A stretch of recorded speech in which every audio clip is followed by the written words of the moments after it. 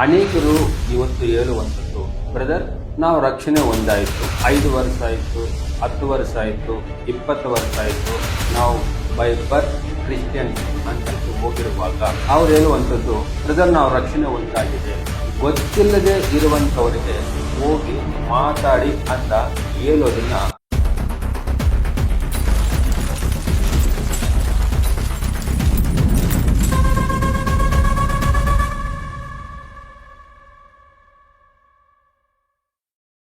Price lord brothers and sisters, ಕರ್ತನಾದ ಯೇಸು ಕ್ರಿಸ್ತನ ಮಹಾಪರಿಶುದ್ಧ ನಾಮಕ್ಕೆ ಮಹಿಮೆ ಉಂಟಾಗಲಿ.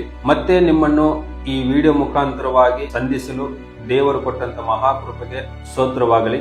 ಇಂದಿನ ಬೈಬಲ್ ಸ್ಟಡಿನಲ್ಲಿ ನಾವು ಕಲಿತುಕೊಳ್ಳುವಂತ ವಿಷಯ ಯಾವುದು ಕುರಿತು ಎಂಬುದನ್ನು ನಾವು ಕೇಳೋದಾದ್ರೆ, ಅನೇಕರು ಹೇಳುವಂತದ್ದು, ನಾವು ದೀಕ್ಷಾಸ್ಥಾನ ಮಾಡ್ಕೊಬಿಟ್ಟಿದ್ದೀವಿ, ನಮಗೆ ರಕ್ಷಣೆ ಆಗೋಯಿತು ಎಂಬುದನ್ನ ಅನೇಕರು ಹೇಳೋದು ಉಂಟು.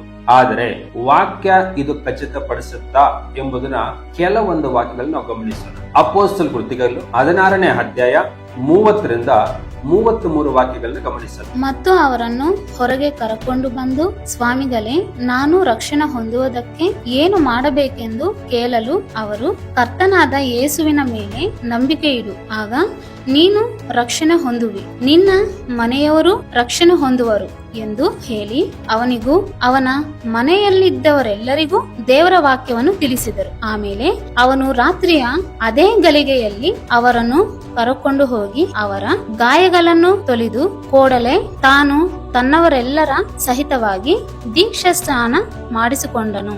ಆಮೇನ್. ಆಮೇನ್. ಇಲ್ಲಿ ನಾವು ಗಮನಿಸುವಾಗ ಪೌಲನು ಮತ್ತು ಶೀಲನು ಸೆರೆಮನೆಯಲ್ಲಿ ಇದ್ದ ಸಮಯದಲ್ಲಿ ನಡೆಯುವಂತ ಒಂದು ಘಟನೆ. ಇಲ್ಲಿ ನಮಗೆ 30ನೇ ವಾಕ್ಯ ಖಚಿತಪಡಿಸುತ್ತೆ, ಸ್ವಾಮಿಗಳೇ, ನಾನು ರಕ್ಷಣೆ ಹೊಂದೋದಕ್ಕೆ ಏನು ಮಾಡಬೇಕು ಎಂಬುದನ್ನ ಆ ಒಬ್ಬ ವ್ಯಕ್ತಿ ಕೇಳೋದನ್ನ ನಾವು ತಿಳಿದುಕೊಳ್ಳೋದಕ್ಕೆ ಸಾಧ್ಯವಾಗುತ್ತೆ. ಆಗ ಪೌಲನು ಹೇಳುವಂತದ್ದು, ಕರ್ತನಾದ ಯೇಸುವಿನ ಮೇಲೆ ನಂಬಿಕೆ ಇಡಿರಿ, ಆಗ ನೀವು ನಿಮ್ಮ ಮನೆಯವರು ರಕ್ಷಿಸಲ್ಪಡುವುದು ಎಂಬುದನ್ನ ವಾಕ್ಯದಲ್ಲಿ ಬರೆದಿದೆ. ಆ ನಂಬಿಕೆ ದೀಕ್ಷಾಸ್ಥಾನ ಮಾಡಿಕೊಂಡನು ಎಂಬುದನ್ನ ವಾಕ್ಯ ಖಚಿತಪಡಿಸುತ್ತೆ. ಇಲ್ಲಿ ಕ್ಲಿಯರ್ ಆಗಿ ನಮಗೆ ಕಾಣ ಬರುವಂತದ್ದು, ಯೇಸು ಕ್ರಿಸ್ತನ ಮೇಲೆ ನಂಬಿಕೆ ಇಟ್ಟಿರುವಾಗ ದೀಕ್ಷಾಸ್ಥಾನ ಮಾಡಿಕೊಂಡ್ರೆ ರಕ್ಷಣೆ ಹೊಂದುವರು ಎಂಬುದನ್ನ ಸ್ಪಷ್ಟವಾಗಿ ವಾಕ್ಯದಲ್ಲಿ ಬರುತ್ತೆ. ಹೌದು, ನಿಜವೇ. ಆದ್ರೆ ರಕ್ಷಣೆ ಆಗೋಯ್ತು ಅಂತ ಹೇಳೋದಕ್ಕೆ ಸಾಧ್ಯವಿದೆಯಾ ಎಂಬುದನ್ನ ಒಮ್ಮೆ ನಮ್ಮನ್ನ ನಾವು ವಿವೇಚನೆ ಮಾಡಿಕೊಳ್ಳಬೇಕು. ಮತ್ತೊಂದು ವಾಕ್ಯವನ್ನು ಗಮನಿಸೋಣ. ಮಾರ್ಕನ ಬರೆದ ಸುವಾರ್ತೆ 16ನೇ ಅಧ್ಯಾಯ 16ನೇ ವಾಕ್ಯವನ್ನು ಗಮನಿಸೋಣ. ನಂಬಿ ದೀಕ್ಷಾಸ್ನಾನ ಮಾಡಿಸಿಕೊಳ್ಳುವವನು ರಕ್ಷಣೆ ಹೊಂದುವವನು, ನಂಬದೆ ಹೋಗುವವನು ದಂಡನೆಗೆ ಗುರಿಯಾಗುವನು. ಆಮೇನ್. ಆಮೇನ್. ನೋಡಿ, ಈ ವಾಕ್ಯದಲ್ಲಿ ನಾವು ಗಮನಿಸುವಾಗ ಈ ವಾಕ್ಯದಲ್ಲೂ ಸಹ ನಂಬಿ ದೀಕ್ಷಾಸ್ಥಾನ ಮಾಡಿಕೊಳ್ಳುವವನು ರಕ್ಷಣೆ ಹೊಂದುತ್ತಾನೆ ಅಂತ ದೇವರ ವಾಕ್ಯದಲ್ಲಿ ಬರೆದಿದೆ. ಆಮೇನ್. ಹೌದು, ನಿಜವೇ. ಆದರೆ ರಕ್ಷಣೆ ಅನ್ನೋದನ್ನ ದೀಕ್ಷಾಸ್ಥಾನ ಮಾಡಿಕೊಂಡ ಕೂಡಲೇ ನಮಗೆ ಆಗೋಯ್ತಾ ಎಂಬುದನ್ನ ನಾವು ಕೇಳೋದಾದ್ರೆ ಪರಿಶುದ್ಧ ಗ್ರಂಥ ಏನಂತ ಉತ್ತರ ಕೊಡುತ್ತೆ ಎಂಬುದನ್ನ ನಾವು ಸ್ವಲ್ಪ ವಿವೇಚನೆ ಮಾಡಬೇಕಾಗುತ್ತೆ. ಮತ್ತೊಂದು ವಾಕ್ಯವನ್ನು ಗಮನಿಸೋಣ. ಅಪೊಸ್ತಲರ ಕೃತ್ಯಗಳು 4ನೇ ಅಧ್ಯಾಯ 12ನೇ ವಾಕ್ಯವನ್ನು ಓದೋಣ. ಬರಬೇಕಾದ ರಕ್ಷಣೆಯು ಇನ್ನಾರಲ್ಲಿಯೂ ಸಿಕ್ಕುವುದಿಲ್ಲ, ಆ ಹೆಸರಿನಿಂದಲೇ ಹೊರತು ಆಕಾಶದ ಕೆಳಗೆ ಮನುಷ್ಯರೊಳಗೆ ಕೊಡಲ್ಪಟ್ಟಿರುವ ಬೇರೆ ಯಾವ ಹೆಸರಿನಿಂದಲೂ ನಮಗೆ ರಕ್ಷಣೆಯಾಗುವುದಿಲ್ಲ ಎಂದು ಹೇಳಿದನು. ಆಮೇನ್. ಆಮೇನ್. ಗಮನಿಸಿ ಪ್ರಿಯರಾದ ದೇವರ ಮಕ್ಕಳೇ, ಆ ಹೆಸರಿನಿಂದಲೇ ಎಂಬುದನ್ನ ಅಪೊಸ್ತಲ ಮೆನ್ಷನ್ ಮಾಡೋರಾಗಿದ್ದಾರೆ. ಆ ಹೆಸರಿನಿಂದಲೇ ತಂದೆಯ, ಮಗನ, ಪವಿತ್ರಾತ್ಮನ ಹೆಸರಿನಲ್ಲಿ, ಅಂದ್ರೆ ಯೇಸು ಕ್ರಿಸ್ತನ ಹೆಸರಿನಲ್ಲಿ ಮಾತ್ರವೇ ನಮ್ಮ ಪಾಪ ಪರಿಹಾರವಿದೆ. ಆದ್ರೆ ಇಂದಿನ ಕಾಲಘಟ್ಟದಲ್ಲಿ ನಾವು ನೋಡುವಾಗ ಏಸಪ್ಪ ಏನ್ ಹೇಳಿದ್ರು ಅದನ್ನೇ ಹೇಳ್ತಿದ್ದಾರೆ ಹೊರತು ಹೆಸರನ್ನು ಹೇಳದೆ ದೀಕ್ಷಾಸ್ಥಾನ ಮಾಡುತ್ತಿದ್ದಾರೆ. ಇಲ್ಲಿ ಹೇಳ್ತಿರುವಂತದ್ದು ಅಪೊಸ್ತಲರು ಆ ಹೆಸರಿನಲ್ಲಿ ಮಾತ್ರ, ಹೆಸರು ಅನ್ನೋದನ್ನ ಸ್ಪಷ್ಟವಾಗಿ ನಾವು ತಿಳಿದಿರಬೇಕು. ತಂದೆ ಅನ್ನೋದು ಹೆಸರಲ್ಲ, ಮಗ ಅನ್ನೋದು ಹೆಸರಲ್ಲ, ಪವಿತ್ರಾತ್ಮನು ಅನ್ನೋದು ಹೆಸರು ಅಲ್ಲ.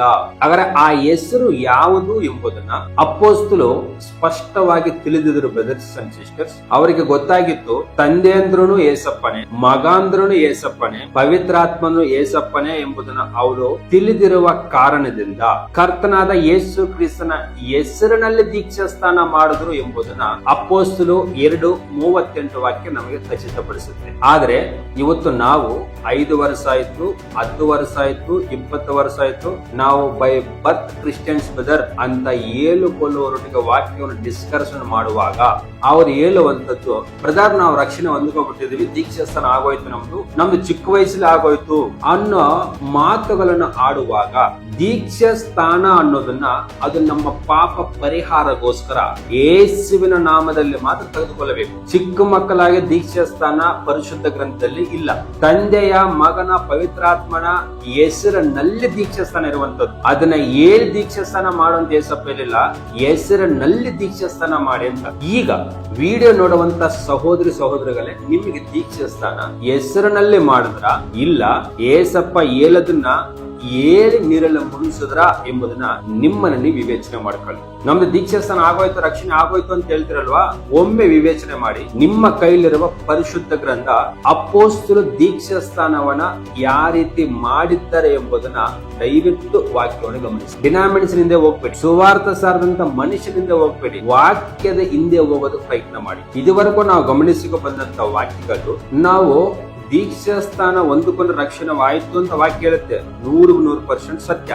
ಆದರೆ ಅಪೊಸ್ತಲರು 12 ಜನದಲ್ಲಿ ಯೂದ ಒಬ್ಬ ಶಿಷ್ಯನಾಗಿ ಯೇಸಪ್ಪನ ಜೊತೆಯಲ್ಲಿ ಇದ್ದ. ಆದ್ರೆ ಅವನಿಗೆ ರಕ್ಷಣೆ ಕೊನೆವರೆಗೂ ಆಯ್ತಾ ಅಂತ ನಾವು ಕೇಳಿದ್ರೆ ಇಲ್ಲ ಎಂಬುದನ್ನ ನಮ್ಮೆಲ್ಲರಿಗೂ ತಿಳಿದಿರುವಂತ ಒಂದು ಸತ್ಯ. ಅವನು ದೀಕ್ಷಾಸ್ನಾನ ಮಾಡ್ಕೊಂಡಿಲ್ವಾ, ಅವನು ಸುವಾರ್ತೆ ಸಾಲಿಲ್ವಾ, ಆದ್ರೆ ಅವನ ಆತ್ಮ ಹೊಂದಿಕೊಳ್ಳೋದಕ್ಕೆ ಸಾಧ್ಯವಾಗಿಲ್ಲ ಎಂಬುದನ್ನ ನಮ್ಮೆಲ್ಲರಿಗೂ ತಿಳಿದಿದೆ. ಹಾಗಾದ್ರೆ ನಮ್ಮನ್ನ ವಿವೇಚನೆ ಮಾಡಿಕೊಳ್ಳಬೇಕು.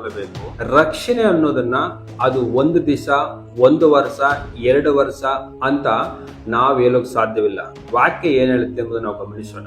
1 ಪೇತ್ರ 3ನೇ ಅಧ್ಯಾಯ 21ನೇ ವಾಕ್ಯವನ್ನು ಓದೋಣ. ಆ ನೀರಿಗೆ ಅನುರೂಪವಾದ ದೀಕ್ಷಾಸ್ನಾನವು ಯೇಸು ಕ್ರಿಸ್ತನ ಪುನರುತ್ಥಾನ ಮೂಲಕ ಈಗ ನಮ್ಮನ್ನು ರಕ್ಷಿಸುತ್ತದೆ. ಅದು ಮೈಕೊಳ್ಳೆಯನ್ನು ಹೋಗಲಾಡಿಸಿದಂತದ್ದಲ್ಲ, ಒಳ್ಳೆ ಮನಸ್ಸಾಕ್ಷಿ ಬೇಕೆಂದು ದೇವರಿಗೆ ವಿಜ್ಞಾಪಿಸಿಕೊಳ್ಳುವಂತದ್ದೇ.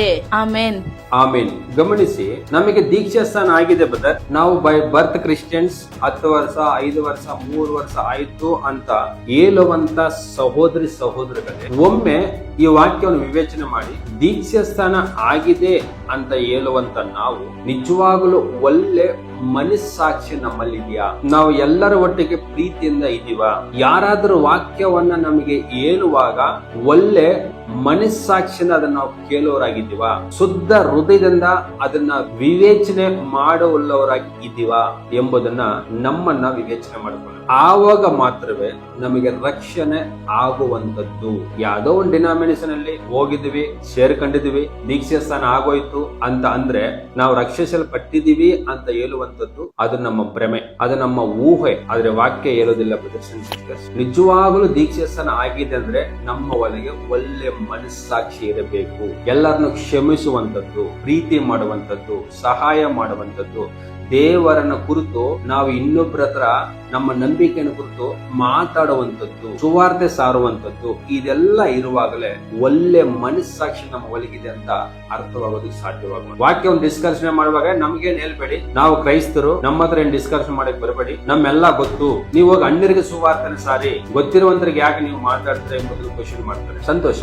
ಯೇಸು ಕ್ರಿಸ್ತನ ಹೆಸರಿನಲ್ಲಿ ದೀಕ್ಷಾಸ್ನಾನ ಪರಿಶುದ್ಧ ಗ್ರಂಥ ನಮ್ಗೆ ಹೇಳ್ಕೊಡುವ. ವಿಡಿಯೋ ನೋಡುವಂತ ಬ್ರದರ್ಸ್ ಅಂಡ್ ಸಿಸ್ಟರ್, ನಿಮಗೆ ಬೋಧನೆ ಮಾಡುವಂತ ಸಹೋದರಗಳು ಯೇಸು ಕ್ರಿಸ್ತನ ಹೆಸರಿನಲ್ಲಿ ದೀಕ್ಷಾಸ್ನಾನ ಮಾಡಿದ್ದಾರಾ ಅನ್ನೋದನ್ನ ನಿಮ್ಮನ್ನೇ ವಿವೇಚನೆ ಮಾಡ್ಕೊಳ್ಳಿ. ಯೇಸು ಕ್ರಿಸ್ತನ ಹೆಸರಿನಲ್ಲಿ ದೀಕ್ಷಾಸ್ನಾನ ಮಾಡಿಲ್ಲ ಅಂದ್ರೆ ನಿಜವಾಗಲೂ ನಿಮ್ಮ ಪಾಪ ಪರಿಹಾರ ಆಗಿಲ್ಲ.